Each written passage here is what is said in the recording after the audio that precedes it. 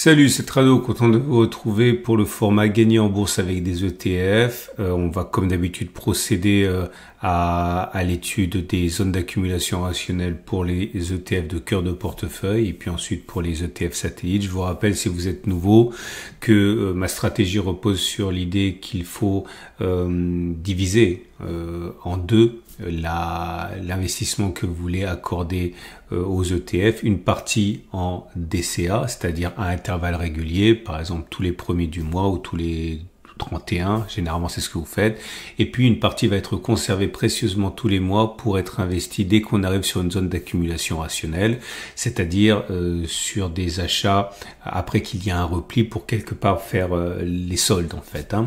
On va voir d'ailleurs une réponse qui m'a été posée à une question, une réponse que je vais apporter à une question qui m'a été posée plusieurs fois, mais là c'est l'occasion. Quel est le meilleur jour pour faire de la DCA ? Et avant toute chose, on va commencer par les ETF de cœur de portefeuille. Alors vous savez, il y a deux types d'ETF, les ETF qui sont destinés à être en fait le paquebot, l'élément central de votre portefeuille. Ça va être par exemple un ETF SP500 ou un ETF Monde ou un ETF Europe. Et puis ensuite, il va y avoir des ETF particuliers qui vont venir colorer, agrémenter, donner de la spécificité à votre portefeuille. Et pour débuter, l'ETF le plus connu pour faire du cœur de portefeuille chez nous, c'est l'ETF Monde 23 pays développés, extrêmement répandu. On est toujours en zone d'accumulation rationnelle pour cet ETF. On est la zone d'accumulation rationnelle, c'est 524 470 euros. On a certes rebondi massivement depuis les plus bas. En l'espace de 4 semaines, on a pris 16%, mais ça se négocie toujours en solde par rapport au plus haut à 12%. On est en zone d'accumulation rationnelle à 525 470. La même chose, mais 23 pays et 24 pays développés, 24 pays émergents. Pareil, on remonte, mais par contre, on n'est plus en zone d'accumulation rationnelle. On l'a été jusqu'à la semaine dernière. Là, on ne l'est plus. La zone d'accumulation rationnelle, c'est 76-72 euros pour cet ETF. La Mundi, Eurostock 600 pour ceux qui veulent mettre en cœur de portefeuille les 600 grandes entreprises européennes. On n'est plus en zone d'accumulation rationnelle. On l'a été il y a encore 3 semaines. C'était 236, 222. Et là, depuis, le rebond a été massif depuis le plus bas, puisqu'on a pris en l'espace de 4 semaines 17%. L'Eurostock 50, donc la même chose, mais pour les 50 titans européens, on n'est plus en zone d'accumulation rationnelle, on se rapproche des niveaux des plus hauts qui ont été atteints avant le crash Trump. Il n'en est plus qu'à 4%, et on a rebondi depuis la zone d'accumulation rationnelle de 17% là aussi. Le SP500, très classique aux États-Unis, notamment pour mettre le dynamisme américain en cœur de portefeuille. On n'est plus en zone d'accumulation rationnelle, mais attention, on a encore fait des incursions en zone d'accumulation rationnelle en début de semaine. Donc c'est pas impossible qu'on y retourne. C'est 5660, 5100. Le Nasdaq, pareil. On n'est plus en zone d'accumulation rationnelle. Mais il n'est pas impossible qu'on y retourne. On est allé déjà en début de semaine également là. Mais le rebond a été violent depuis les plus bas. On est déjà à plus 22%. On n'est plus en zone d'accumulation rationnelle. Mais il y a encore de l'espoir. Et le CAC 40, pour ceux qui veulent mettre le marché français en cœur de portefeuille, on n'est plus en zone d'accumulation rationnelle. On y était il y a 4 semaines. On a rebondi depuis. On se rapproche des sommets. Voilà. Ça, c'est pour les ETF de cœur de portefeuille. On va maintenant passer aux ETF de conviction, aux ETF de satellites. Alors, je préfère vous dire, c'est réduit à peau de chagrin. Il y a quasiment plus rien. Et comme d'habitude, avant de débuter, je vous rappelle qu'il est impératif de connaître le contenu des ETF dans lesquels vous investissez. Et pour ça, vous avez des notices techniques. Et comme c'est un peu fastidieux d'aller chercher toutes les notices techniques, sachez que je les ai regroupées sur mon site. Si vous allez sur mon site Tradosor, ici, et que vous cliquez sur l'article du jour qui s'appelle Gagner en bourse avec des ETF, eh bien, vous allez avoir ici regroupé toutes les notices des ETF dont je parle, et même beaucoup d'autres. Il y en a des dizaines et des dizaines à votre disposition. Celles qui sont en bleu, ce sont celles dont je vais parler dans cette vidéo, qui sont en zone d'accumulation rationnelle. Rappelez-vous, on était à plus de 60 ETF en zone d'accumulation rationnelle aux alentours du 7 avril. On a pu en tester 50, puis 40, puis maintenant on est à 10. Ok, il y a quasiment plus rien, mais encore quelques ETF en zone d'accumulation rationnelle. Ce sont, je le répète, celles qui sont en bleu. Si je clique par exemple sur celui-là, vous allez arriver sur la fameuse page de la notice technique avec les caractéristiques, ce qu'il y a en portefeuille, etc., etc. C'est super important. Et puisque je l'ai sous les yeux, si vous voulez trouver tous les ETF dont je parle, il faut savoir que certains de ces ETF sont introuvables dans les banques qui ont tendance à promouvoir leurs produits maison. Et si vous voulez accéder aux meilleurs ETF, vous pouvez passer comme moi dans cette vidéo par le moteur de recherche de Trade Republic qui est là. Regardez, si vous cliquez sur Trade Republic, non seulement vous allez pouvoir accéder au site et voir des informations, mais vous allez pouvoir également accéder au moteur de recherche.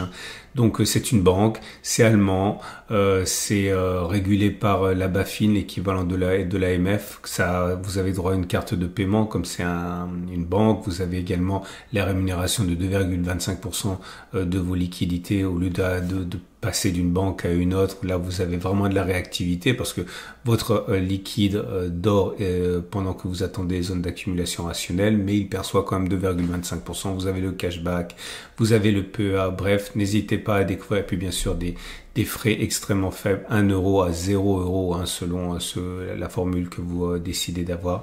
Donc n'hésitez pas encore une fois à jeter un œil à Trade Republic, c'est mon partenaire et sponsor.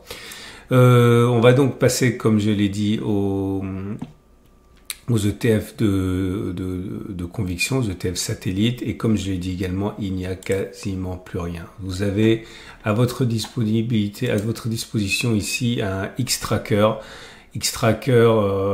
Intelligence artificielle. Alors, il n'est pas vraiment en zone d'accumulation rationnelle, mais c'est un de ceux qui est assez proche encore.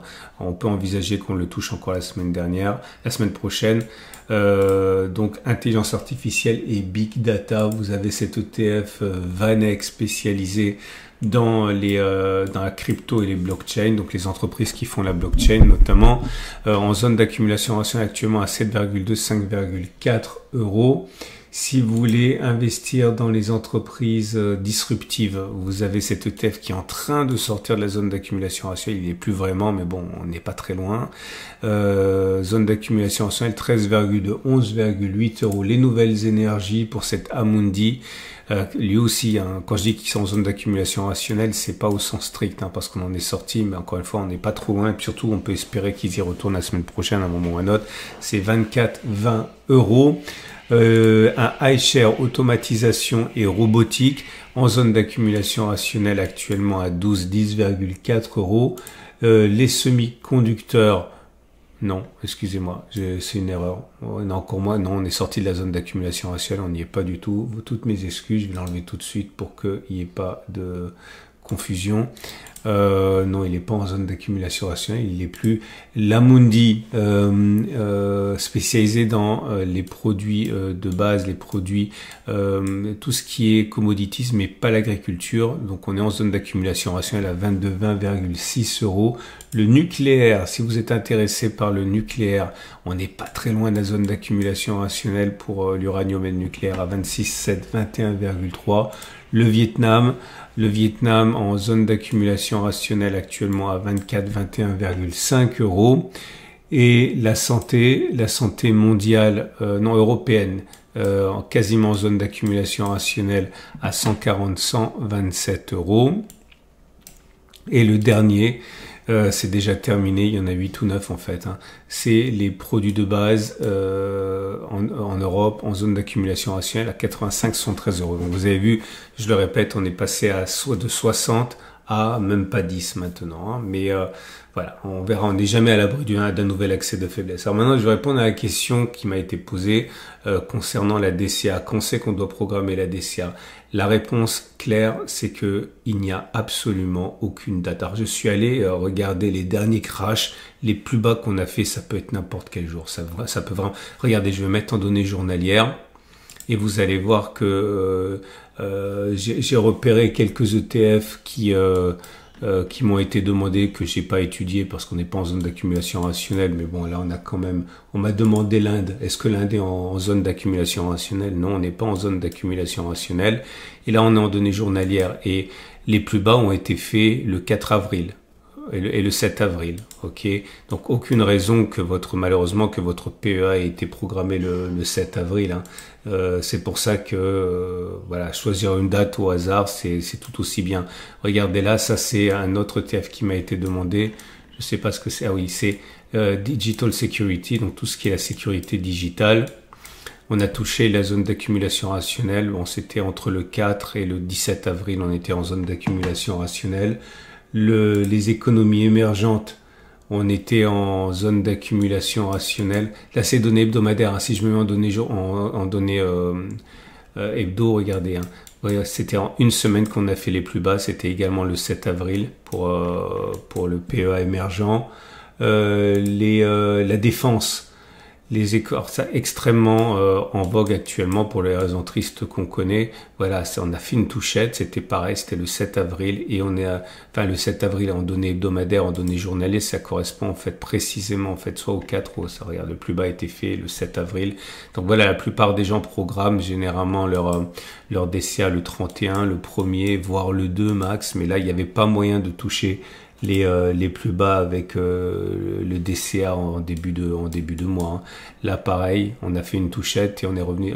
C'est quoi ça? Non, c'est l'Eurostock Quality. On n'est pas en zone d'accumulation rationnelle. On a fait une touchette sur la zone d'accumulation rationnelle. On a rebondi. L'assurance européenne, pareil. On est venu juste faire une touchette. Fallait programmer on a inscrit des nouveaux records. Regardez, hein, depuis qu'on a fait touchette sur la zone d'accumulation rationnelle, on a fait 18%. Le DAX, pareil. Fallait pas traîner sur le DAX. Hein. La bougie, elle a transpercé. On a clôturé, on a préservé la zone d'accumulation rationnelle. Et ça y est, on a clôturé sur un plus haut historique. On n'a jamais clôturé plus haut. Ok, on est allé plus haut, mais on n'a jamais clôturé plus haut. On est sur un plus haut historique déjà sur le DAX. Et les économies russes, l'économie d'Europe de l'Est, hors Russie, justement, ça y est, pareil. On n'a jamais clôturé aussi haut cette année. On a clôturé un petit peu plus haut en 2007, mais sinon, voilà, on a fait un contact et puis on est reparti. Tout ça pour vous dire quoi? C'est que j'ai essayé de trouver quel serait le meilleur jour. On peut pas, il y a pas. Ça peut être n'importe quand, on contrôle pas. Par contre, ce qui est vrai, c'est que la plupart des gens programment ça quand ils sont payés en fait. Hein. Donc ça va être le 31, le 1er, le 2 éventuellement. Là, pas de bol, hein. Les plus bas ont été faits le 7. Donc c'est l'argument type hein, pour moi pour vous demander de considérer, de concilier donc de la DCA et également de la zone d'accumulation rationnelle, parce que si vous étiez uniquement en DCA, là, vous pouviez pas profiter des soldes. Hein. Mais bon, la bonne nouvelle, c'est que c'est pas terminé. On peut faire confiance à Monsieur Trump pour revenir à la charge à un moment ou à un autre, et peut-être qu'on verra sur ces zones. Voilà. C'est terminé pour moi. Je vous rappelle 3 choses. 1, ce format, il est mis à jour tous les samedis, donc pensez à vous abonner pour ne pas louper les mises à jour. 2, lorsque je vois qu'on est en zone d'accumulation rationnelle, je mets un post sur l'onglet communauté de ma chaîne YouTube ou sur mon site, hein, le même où vous allez trouver les notices techniques. 3, vous pouvez liker, ça me fait extrêmement plaisir. Et puis enfin, n'oubliez pas, très souvent ça va vite, donc ça demande un petit peu de travail, mais éventuellement si vous voulez vraiment quelque chose, positionnez dans les carnets un ordre, comme ça si on y va pendant que vous êtes au travail, eh bien l'ordre il passe, et très souvent c'est juste un contact avant de repartir, donc ça peut être une solution intéressante de mettre les ordres dans le carnet pour mettre des épuisettes. Voilà, excellente journée. Et à demain pour la mise à jour d'autres vidéos et la semaine prochaine pour la mise à jour de ce format.